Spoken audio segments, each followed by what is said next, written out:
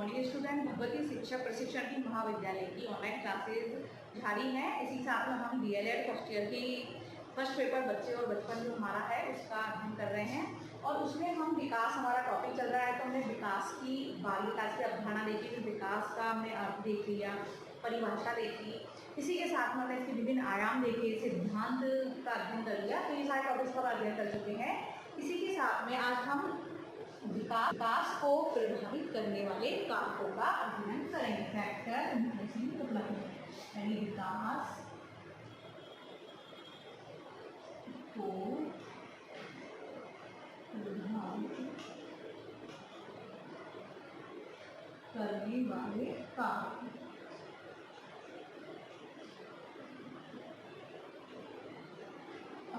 कौन कौन सी चीज विकास को प्रभावित करती है? विकास यानी बच्चे के जब वो प्रौढ़ होने तक की अवस्था, बालक की जो जन्म से, मतलब गर्भ से, जो यानी जन्म से या गर्भ से हम कहते हैं विकास ढंग से चलता है, तो उसमें वो बढ़ते बढ़ते कौन कौन सी चीज़ें उसको प्रभावित करती है, उसके शरीर को, उसकी कौन सी चीज़ यानी उसका विकास जो हो रहा है उसको कौन कौन चीज़ प्रभावित करती है। तो हम ये जानते हैं कि बच्चे के विकास को वंशानुक्रम, ठीक है, प्रभावित करता है, वातावरण करता है और शारीरिक कारक ये प्रभावित करते हैं। तो हम 3 कारकों का अध्ययन करेंगे कि कौन कौन सी चीज़ें बालक के विकास को प्रभावित करती है। तो इसमें हम देखेंगे, पहला है विकास को प्रभावित करने वाले कारक में है वो है वंशानुक्रम। तो क्या होता है कि ये तो हमको मालूम है कि ये चीज़ें प्रभावित करती है, तो प्रत्येक स्थिति में वंशानुक्रम और वातावरण को ऐसे कारक हैं तो प्रत्येक स्थिति से बालक को विकास को किसी न किसी रूप में अवश्य रूप से प्रभावित करती है। यानी वंशानुक्रम वातावरण ऐसी चीज है, दोनों कारक ऐसे हैं जो प्रभावित जरूर करते हैं विकास को, बालक के विकास को। तो वंशानुक्रम को मानव की व्यक्तिगत शक्तियों या क्षमताओं का आधार माना जाता है। व्यक्ति की क्षमताएं बाहरी वातावरण के संपर्क में आकर विकसित होती हैं। तो वंशानुक्रम और वातावरण दोनों की सब जो क्षमताएं होती हैं वो सब वातावरण के उससे ही आती है। मानव विकास में विभिन्न कारकों के प्रभाव एवं अंतर क्रियाओं का वर्णन निम्नलिखित रूप से किया जाता है। तो इसी प्रकार से अब हम देखेंगे बालक के वंशानुक्रम के प्रभाव। तो कौन कौन सी चीज है जो प्रभावित करती है?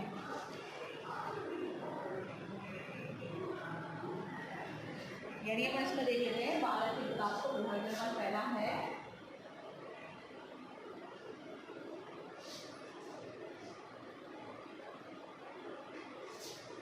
पहला हो गया वंशानुक्रम और दूसरा हो गया वातावरण और तीसरा है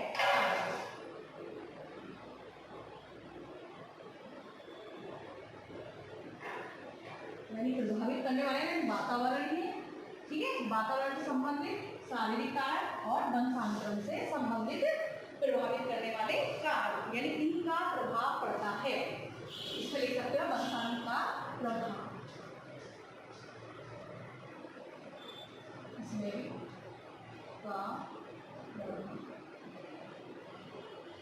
तो हम लोग पॉइंट देखेंगे कौन कौन से प्रभाव पड़ते हैं बच्चे पे। तो वंशानुक्रम देखते हैं तो जो पहला है तंत्रिका तंत्र, यानी तंत्रिका तंत्र की बनावट पर प्रभाव। तंत्रिका तंत्र बनावट का प्रभाव मतलब ये है कि बालक के साथ प्रभावित करने वाला कारक पहला है वंशानुक्रम, दूसरा वातावरण का और तीसरा शारीरिक।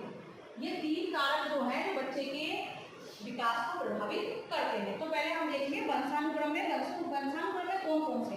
तो एक तो हो गया तंत्रिका तंत्र की बनावट पर प्रभाव, यानी तंत्रिका तंत्र अपन इसको बाद में समझेंगे, जब तक पहले हम पॉइंट्स देख लेते हैं। दूसरा है बुद्धि का प्रभाव, इसी के साथ तीसरा है ना वो है मूल प्रवृत्तियों का प्रभाव।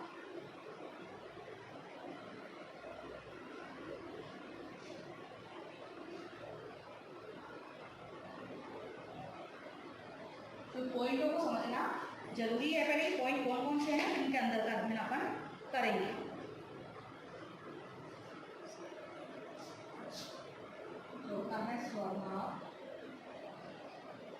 पांचवा है शारीरिक गठन। ये सारी चीज कहाँ से आ रही है? वंशानुक्रम से, ही ध्यान रखना है आपको। तो ये 5 पॉइंट के माध्यम से हम इसको समझते हैं कि वंशानुक्रम का प्रभाव बालक पे कैसे कैसे पड़ता है। तो तंत्रिका तंत्र की बनावट का प्रभाव का मतलब यह है, तंत्रिका तंत्र में प्राणी की वृद्धि, सीखना, आदतें और विचार और आकांक्षा आदि केंद्रित रहते हैं। यानी तंत्रिका तंत्र से जुड़ी हुई जो वंशानुक्रम जुड़ी है, ये प्राणी की क्रियाओं को एकीकरण प्रदान करता है। तंत्रिका तंत्र बालक में वंशानुक्रम से ही विकसित होता है। तो इसमें ज्ञानेंद्रिय आ गई, पेशियां, ग्रंथियां आदि जो भी चीज है वो सब कैसे प्रभावित होती है? तंत्रिका तंत्र की बनावट से। तो वंशानुक्रम का प्रभाव तंत्रिका तंत्र की बनावट कैसे पड़ा? जैसे माता पिता यानी वंश जो पंगा चल रहा है, तो सब अपने कहते हैं संतानें अपने माता पिता के उस वजह से गुणसूत्र वगैरह अपने बड़े हैं, बीज कोष वगैरह ये सारी चीज होती है। तो माता पिता के वंश में जो सारी चीज है, तो तंत्रिका तंत्र की बनावट माता पिता के अनुसार ही होगी। उनकी बुद्धि भी वहीं से आती है, उनकी सारी चीजें वहीं से प्राप्त होती है। सारी देन किसकी होती है? वंशानुक्रम की होती है। तो जो बनावट है बालक के विकास को प्रभावित करती है कि जैसे माता पिता होंगे जिस हिसाब के, तो उसी तरीके के बच्चे होंगे। तो बालक की क्रिया प्रतिक्रिया जो होती है वो तंत्रिका तंत्र पर निर्भर करती है। हम बालक के तंत्रिका तंत्र के विकास को सामान्य, मिश्र व असामान्य आदि भागों में विभाजित कर सकते हैं। मनोवैज्ञानिकों ने अपने परीक्षणों में सिद्ध कर दिया कि बालक का भविष्य उसकी तंत्रिका तंत्र के उस पर निर्भर करती है। यानी जैसे बच्चे का शारीरिक गठन होगा, उसके जो पेशियां जो पास है, ज्ञानेंद्रिय वगैरह सब चीज, वो सब तंत्रिका तंत्र की बनावट के ऊपर ही होती है। यानी जो अपन इतना अपन जानते हैं तंत्रिका तंत्र कोई लंबे हैं तो उसके हिसाब से बच्चा अपनी क्रियाएं करता है। तो वो तो वंशानुक्रम का प्रभाव किस बार? तंत्रिका तंत्र की बनावट का प्रभाव। दूसरा है अपना बुद्धि का प्रभाव। तो वंशानुक्रम कहते हैं बुद्धि भी कहाँ से आ रही है? कई मनोवैज्ञानिक जो हैं अपने, उन्होंने प्रयोग में स्पष्ट कर दिया था कि वंशानुक्रम के द्वारा ही बालक में बुद्धि आती है। ये फिक्स है कि वंशानुक्रम के द्वारा ही बालक में बुद्धि आती है। बच्चे का प्रभाव इसी के हिसाब से चलता है, वंशानुक्रम के उससे। अपनी बुद्धि को जन्मजात माना जाता है। क्या माना जाता है? जन्मजात है, बुद्धि जन्म से ही आती है। तो स्पेयरमैन ने भी बुद्धि में विशिष्ट और सामान्य तत्वों को वंशानुक्रम की देन माना है। तो हम कह सकते हैं कि बुद्धि वंशानुक्रम में ही निश्चित होती है। बुद्धि जो होती है, जो कहाँ से आती है? अपनी जन्मजात होती है। ये चीज याद रखना, जन्मजात होती है। और स्पेयरमैन ने इसको सामान्य में, विशिष्ट में इसमें बांटा था, अपने पढ़ रखा है 2 तत्व 3 तत्व ये सिद्धांत पढ़े थे। तो उसमें बुद्धि का प्रभाव जन्मजात होता है और ये माता पिता के उससे ही आती है। ठीक है, तो पता लग गया बुद्धि जन्मजात है। वंशानुक्रम प्रभावित विकास हो रहा है बालक का, तो उनको प्रभावित करने वाले जो कारक हैं, तो उनमें तंत्रिका तंत्र कहाँ से? माता पिता के उससे है। बुद्धि भी जन्मजात है और माता वंशानुक्रम से ही है। तो ये सारी चीज वंशानुक्रम प्रभाव में है। और तीसरा है मूल प्रवृत्तियों पर प्रभाव। यानी जो प्रवृत्तियां आती है बच्चे में विकास में, मूल प्रवृत्तियां कैसे प्रभावित करती है कि मतलब मूल प्रवृत्ति व्यक्ति के व्यवहार को शक्ति प्रदान करती है। उनको हम देख नहीं सकते, बल्कि व्यक्ति के व्यवहार में देखकर पता लगाते हैं कि कौन सी मूल प्रवृत्ति जागृत होकर व्यवहार का संचालन कर रही है। तो मैक्यूवेल ने भी पता लगाया था कि उनको जानने के लिए प्रत्येक मूल प्रवृत्ति के साथ एक संवेग को भी जोड़ दिया, जो मूल प्रवृत्ति का प्रतीक होता है। हम संवेग को देखकर मूल प्रवृत्ति का पता लगा सकते हैं। कैसे लगा सकते हैं? मूल प्रवृत्ति आप जानते हैं संवेग से ही चलती है। तो मैक्यूवेल ने दिया संवेग में कि कैसे चलती है। तो ये मूल प्रवृत्तियां भी कहाँ से आ रही है? वंशानुक्रम से। तो वंश से ही प्राप्त होती है। जैसे कि अपन मूल प्रवृत्ति कौन कौन सी है? पलायन है, निर्वृत्ति है, जिज्ञासा है, आत्मगौरव है, ठीक है, क्रोध है, वह है, घृणा है, आश्चर्य है। ये सारी चीज मूल प्रवृत्तियां हैं, ये सारी कहाँ से आती है? वंश से ही आती है, जो बालक के विकास को प्रभावित करती है। क्योंकि वंशानुक्रम का प्रभाव इसलिए है कि आज हम भी हैं तो कुछ आदतें अपन की जो हैं तो ऐसी हैं कि अपन के वंश से ही अपन को मिली हुई है। शारीरिक गठन, शारीरिक रचना, शक्लें वगैरह सब चीज़ अपनी कुछ आदतें अपने घरवालों से ही मिलती है, काफ़ी चीज़ें, तो वो सब वंशानुक्रम का प्रभाव होता है। अब अगला है मूल प्रवृत्तियाँ हो गई कि इसमें जो बच्चे में जो भी मूल प्रवृत्ति होती है उसकी सोचने समझने की क्षमता जो सारी चीज़ होती है वो सब वंश से ही आती है। अगला जो है स्वभाव, स्वभाव का पर प्रभाव, यानी स्वभाव पर प्रभाव का मतलब क्या है? अब स्वभाव भी माता पिता के अनुसार ही चलता है बालक का, ठीक है। बालक का विकास है तो इन सबका प्रभाव पड़ेगा, वंश में प्रभाव पूरा पूरा रहता है। हम जानते हैं कि बालक के विकास में या बालक में पूरा अपने वंशानुक्रम से ही चलता है। तो स्वभाव का प्रभाव कैसे, तो इसमें यही है कि बच्चे के स्वभाव का प्रकटीकरण उसके माता पिता के स्वभाव के अनुकूल होता है। ठीक है, यदि बच्चे के माता पिता का व्यवहार बच्चे के प्रति मीठा है, अच्छा है और व्यवहारिक अच्छा है, बहुत अच्छा व्यवहार होता है माता पिता का, तो बच्चा भी उसी प्रकार का व्यवहार करना सीख जाता है। इसी प्रकार से तो बच्चा क्या है, फिर वो दूसरे के प्रति भी जैसे उसके माता पिता व्यवहार करते हैं वैसा ही व्यवहार को करता है। यानी जिसके माता पिता झगड़ालू टाइप के होंगे और निर्दयी होंगे, क्रोधी होंगे, तो बच्चा भी वैसा ही होगा।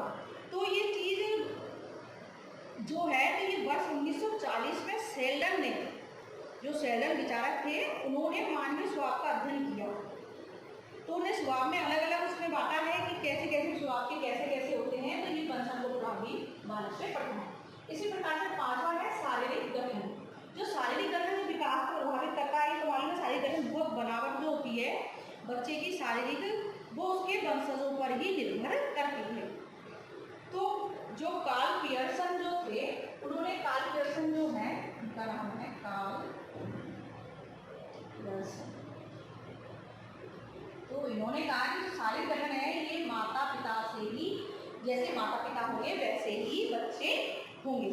तो इसी प्रकार से कहते हैं रंग, रूप, लंबाई, स्वभाव सब कहाँ किसके अनुसार आता है, माता पिता के द्वारा ही आता है। तो इसी प्रकार से शारीरिक जो गठन है वो माता पिता के, कार्ल पियर्सन जो विचारक थे, उनने जो विद्वान हुए थे, उन्होंने यही कहा था कि माता पिता के रंग, रूप, लंबाई सारी चीज बालकों की इसी अनुसार आती है। तो हमारे वंशानुक्रम के 5 पॉइंट हो गए। तंत्रिका तंत्र, बनावट का प्रथम प्रभाव हो गया तंत्रिका तंत्र पर, क्योंकि बनावट तो माता पिता की तरह ही होती है, जो तरह काम करती है अपने अंदर ही। जैसे कि माता पिता में अगर पैसे कोई बीमारी, तो बच्चों में वो बीमारी आ जाती है, ये चीज अपन जानते हैं। ठीक है, बुद्धि का प्रभाव, बुद्धि माता पिता के अनुसार ही होगी। मूल प्रवृत्तियां वहीं से आती है, बच्चे जैसे बुखार है वैसे संवेग वगैरह सारी चीजें, वो सारी चीज इसमें आएगी। चौथा पॉइंट है स्वभाव पर, और पांचवा हो गया शारीरिक गठन पर। अब इसमें यह है कि अगर आप और पॉइंट देखते हो तो इसमें यह है व्यवसाय योग्यता। तो व्यवसाय योग्यता जिसके कहते हैं ना कि बच्चे के माँ बाप जो पढ़ते हैं तो बच्चा भी उसी अनुसार चलता है, तो वो भी थोड़ा बहुत तो असर उसमें बच्चे में रहता है। तो व्यवसायिक योग्यता और प्रभाव कैसे पड़ता है कि वंशानुक्रम के यंत्र विज्ञान से स्पष्ट किया जा चुका है कि बच्चों में माता पिता की विशेषताएं स्थापित होती है। ठीक है, तो जो भी बच्चों की होगी, तो मतलब आधा भाग बच्चों में इस व्यवसायिक कुशलता का वंश पर ही आधारित होता है, वंश के अनुसार ही चलता है। ठीक है, सातवां है सामाजिक स्थिति पर प्रभाव।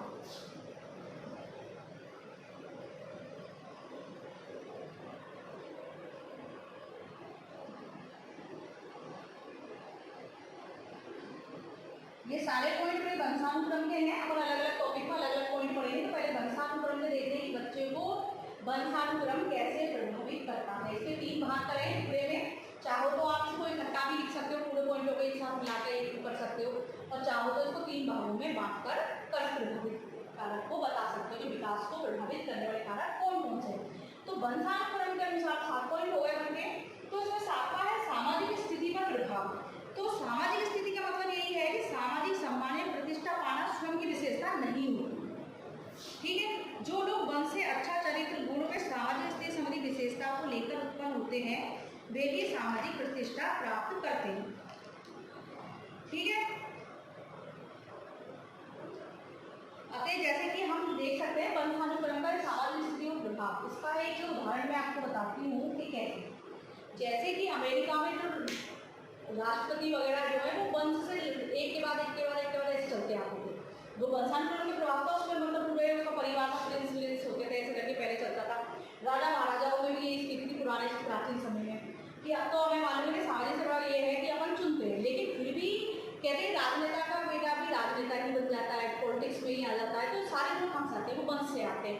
जैसे अपन सोचते हैं टीचर का बच्चा टीचर बन जाएगा, है ना, बाकी तो ये बाद में बदल जाते हैं। सामाजिक से ये नहीं है कि बच्चे की सोच पर है, लेकिन कुछ गुण तो माता पिता के आते हैं, और कई सामाजिक से प्रभाव इसलिए पड़ता है कि अपन काफ़ी बार अपने वो चीज़ देखी है कि किसान का बेटा किसान बनेगा, इनका बेटा बनेगा, लेकिन अब तो चेंज हो गया है, लेकिन फिर भी कुछ ना कुछ प्रभाव कोई ना कोई बच्चे में प्रभाव रखते हैं, यानी गुण तो उसमें रहते ही रहते हैं, चाहे वो कुछ भी बनना चाहे वो आगे उसका अलग होता है, लेकिन फिर भी वंश के अनुसार ही ये सारी चीजें चलती हैं।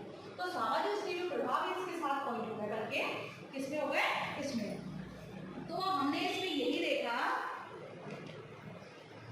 कि सातों पॉइंट में ये समझते होंगे कि वंशानुक्रम का प्रभाव बालक पर कितना पड़ता है। इसी प्रकार से जो अगला कारक है विकास को प्रभावित करने वाला वो है वातावरणीय। तो अपन अब देखेंगे वातावरण का प्रभाव, यानी बालक के विकास में वातावरण कैसे प्रभावित करता है, किन किन कारणों से। अब वातावरण का प्रभाव तो मानवीय सब पे पड़ता है कि वातावरण शब्द के स्थान पर आज पर्यावरण को प्रयुक्त किया जाने लगा है, यानी पर्यावरण शब्द और वातावरण दोनों एक ही है, लेकिन वातावरण को क्या है विशेष आवश्यकता पर बल दिया गया है इस शब्द में बालक के विकास के लिए। तो इसमें अब हम देखेंगे कैसे कैसे प्रभावित करते हैं, यानी वातावरण व्यक्ति को प्रभावित करने सभी उत्तेजनाएं जो व्यक्ति के विकास एवं संवर्धन में सहायक हो वो होता है वातावरण। तो वातावरण प्रभाव कैसे, तो अब देखते हैं पहला पॉइंट है इसका मानसिक विकास पर प्रभाव, ठीक है। दूसरा है मानसिक विकास हो गया, दूसरा है अपना व्यक्तिगत विकास पर प्रभाव।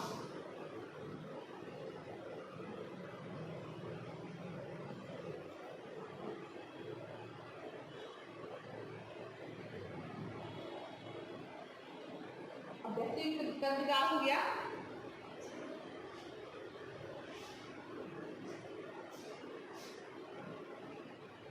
शिक्षा, चौथा सामाजिक,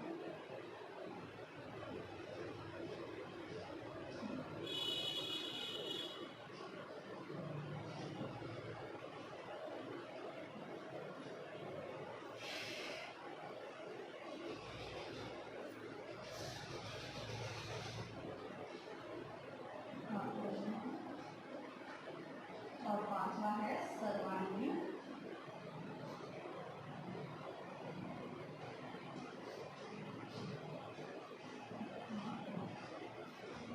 तो अपन वातावरण के प्रभाव देख रहे हैं, अपन में वंशानुक्रम तो हो गए, वातावरण में 5 पॉइंट अपन देखते हैं इसमें कि सामाजिक गुणों पर प्रभाव कैसे पड़ता है, और सर्वांगीण विकास पर प्रभाव है और मानसिक विकास पर प्रभाव। तो ये सारे पॉइंट बालक का मानसिक विकास कैसे होगा, उसकी जब मानसिक विकास होगा हमारी बुद्धि, तो मानसिक विकास बुद्धि का ही वो नहीं है, लेकिन मानसिक विकास में काफी चीजें आती है। तो मानसिक विकास मात्र बुद्धि से ही निश्चित नहीं होता, इसमें बालक की ज्ञानेंद्रियां, मस्तिष्क के सभी भाग, मस्तिष्क की क्रियाएं प्रक्रियाएं ये सारी चीज सम्मिलित होती है। तो क्या होता है कि बालक में वंश से जो कुछ लेकर उत्पन्न हुआ है उसका विकास उचित वातावरण से ही हो सकता है, ठीक है। मतलब वो उत्पन्न हुआ है और वातावरण बालक की बौद्धिक क्षमता जो है वो सब मानसिक विकास वातावरण को मानसिक विकास में प्रभावित करता है। यानी कैसे, तो जो मानसिक विकास जो वंश से लेके आया है वो क्षमताएं जो उसकी सोचे समझने जो भी चीज़ है वो सारी चीज़ फिर वो वातावरण के संपर्क में आकर उस जो ज्ञान है उसको वो आगे बढ़ाता है तो उसकी मानसिक क्षमता बौद्धिक क्षमता दोनों ही बढ़ती है, यानी बुद्धि जितनी है उसको वो आगे बढ़ाता है, किसके संपर्क में है वातावरण। तो इसलिए मानसिक विकास को प्रभावित करता है बालक के विकास को, मानसिक विकास तो है ही, अगर मानसिक विकास सही नहीं है तो बालक का खुद का विकास नहीं होगा, शारीरिक विकास भी नहीं होगा। ये हम अच्छे समझते हैं कि मस्तिष्क से ही सारी चीजें चलती है, यानी बच्चे सोचने समझने की उठाने की ज्ञानेंद्रिय का जो काम है वो सारी चीज मस्तिष्क ही को बताता है, तब जाके ही हमें सारी चीज काम करती है। तो जब अगर मानसिक विकास तो कैसे होगा, अगर वातावरण संपर्क में नहीं आया तो बच्चे का मानसिक विकास होगा जब वो प्रकृति को, बाहर के वातावरण को, आस पड़ोस को, परिवार को, इन सब चीज़ों को नहीं जानेगा तो वो अपने मानसिक विकास को नहीं जान पाएगा। अगर किसी बच्चे को एक कमरे के अंदर अकेला रखा जाए बचपन से ही और वो आस पड़ोस कोई चीज़ होती है तो कोई चीज़ को नहीं जान पाएगा, तो उसका विकास कहाँ रह जाएगा, एक कमरे के भीतर का ही रह जाएगा, उससे आगे का नहीं हो पाएगा। तो ये मानसिक विकास वातावरण प्रभावित करता है। अगला है व्यक्तिगत विकास पर प्रभाव। अब वातावरण का व्यक्तिगत विकास पे अभी मैंने आपको उदाहरण दिया और समझाया कि व्यक्तिगत विकास पर कैसे प्रभाव पड़ता है। तो ये सारी चीज क्या है, व्यक्ति का जो गठन है, विकास है, आंतरिक क्षमता का विकास करके नवीनता को ग्रहण करके किया जाता है। अतः दोनों परिस्थितियों के लिए वातावरण को उपयोगी माना जाता है, ठीक है। तो अब ये व्यक्तिगत विकास कैसे हो गया? व्यक्तिगत वातावरण संपर्क में आकर स्वस्थ व्यक्ति मतलब वातावरण में संपर्क में आ रहा है, वो कई लोगों के संपर्क में आएगा, कई प्रकृति के संपर्क में आएगा, कई चीजों के संपर्क, तो फिर वो क्या हुआ? उसका व्यक्तिगत विकास प्रभावित होगा। और व्यक्तिगत विकास हो जाएगा तो वो दूसरे लोगों के साथ संपर्क में व्यवहार कैसा करना है, कैसा नहीं करना है, वो सारी चीजों को सीख जाता है। इसी प्रकार से शिक्षा का प्रभाव, यानी शिक्षित लोगों के बीच में रहेगा तो बच्चा शिक्षित अच्छा बनेगा। जैसे कहते हैं ना, बच्चा जिसके साथ रहता है वो वैसे ही हो जाएगा। अगर जानवरों के साथ में बच्चा रहेगा तो जानवरों जैसी हरकत करने लग जाएगा, इंसान में रहेगा तो इंसानों जैसी करेगा, वो जिस क्षेत्र में रहेगा, जिस टाइप रहेगा वो उसी प्रकार से रहेगा। तो ये शिक्षा का प्रभाव यही है कि बच्चा किसके संपर्क में है, यानी बालक की शिक्षा, बुद्धि, मानसिक प्रक्रिया, ये सब क्या किस पर निर्भर करती है? वातावरण पे। तो शिक्षा का उद्देश्य बालक का सामान्य विकास करना होता है। अतः शिक्षा के क्षेत्र में सभी बच्चों का सही विकास हो सके, ये शैक्षिक वातावरण पर ही निर्भर करता है। ठीक है, तो किस पर निर्भर करेगा? ये शैक्षिक वातावरण पर। अतः शैक्षिक वातावरण में इसलिए निर्भर करेगा कि बच्चा क्या सीख रहा है, क्या नहीं सीख रहा है। तो ये सारी चीजें कहाँ आ गई? शैक्षिक वातावरण में आ गई। तो ये सब चीज कहाँ से आ रही है? वातावरण से। अगला है सामाजिक गुणों का प्रभाव, यानी वातावरण से सामाजिक गुण भी कहाँ से आ रहे हैं? अपने सामाजिक जो गुण आ रहे हैं वो भी अपने वातावरण से ही आते हैं। बच्चा जो भी धारण करता है, विशेषता है, वो सब कहाँ से? वातावरण से ही लेता है सामाजिक गुणों की। तो इसी प्रकार से अपन एक उदाहरण देखते हैं कि आपने एक बच्चों को गांव में, दूसरे बच्चों को नगर में रखा, तो उसमें क्या है? दोनों में अलग अलग चीज होगी। तो जो गांव का बच्चा होगा तो बिल्कुल खेत में जाने से पहले जो निडर होगा, उसमें डर नहीं होगा, और एक शहर का बच्चा होगा उसमें काफी चीजों को लेकर डर होता है ना, डर की बात है। क्योंकि कहते हैं गाँव के बच्चे हष्टपुष्ट शरीर से सब चीज से अच्छे मिलते हैं। क्यों? क्योंकि वातावरण के खुले संपर्क में ज्यादा रहते हैं, और जो शहर के बच्चे होते हैं वो बंद कमरे में, बंद घर में ज्यादा रहते हैं। अगर गाँव के बच्चों को कहीं पे छोड़ दिया गया प्रकृति वातावरण, तो वो अपने स्वतंत्र रूप से कुछ नहीं कर सकते, लेकिन शहर के बच्चों को छोड़ेंगे तो वो नहीं कर पाते, कई चीजों से डरते हैं। ठीक है, तो इस प्रकार के सामाजिक गुण जो है, प्रभाव है, तो इनको अपन समझ सकते हैं चीजों से शहर और गाँव के बच्चों को लेकर। अब पांचवा है सर्वांगीण विकास का प्रभाव। तो ये सर्वांगीण विकास जो है, बच्चे का सर्वांगीण विकास कहाँ होता है? वातावरण संपर्क में आने पर ही उसका पूरा विकास है। अगर बच्चा वातावरण के संपर्क में नहीं आएगा तो उसका सर्वांगीण विकास संभव नहीं है। तो इसी प्रकार से शिक्षा का जो उद्देश्य है वो क्या है? बच्चे को सर्वांगीण विकास करना है। तो ये विकास कहाँ से होगा? अच्छे वातावरण के माध्यम से होगा। तो अच्छे वातावरण से उसका जो पालन पोषण सारी चीजें हैं, वो सारी चीज कहाँ से आएगी? वातावरण से आएगी।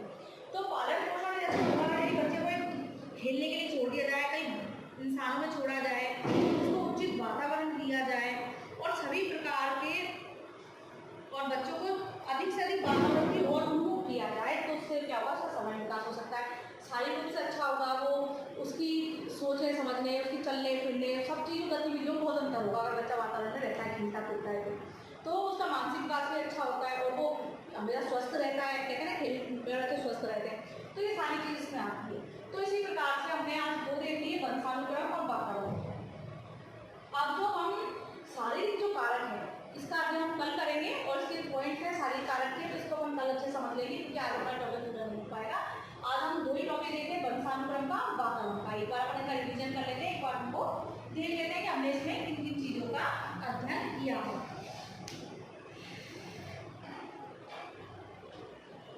तो हमने वंशानुक्रम में देखा, वंशानुक्रम में कैसे कि माता पिता, वंशानुक्रम वही है जो गुण बालक को कहाँ से? अपने माता पिता से, अपने पूर्वजों से प्राप्त होते हैं, वो वंशानुक्रम की देन होते हैं। क्या अपने पढ़े ना, अनुवांशिक कारक, जैविक कारक, की प्रकृति वाले दोनों चीज मिलती है।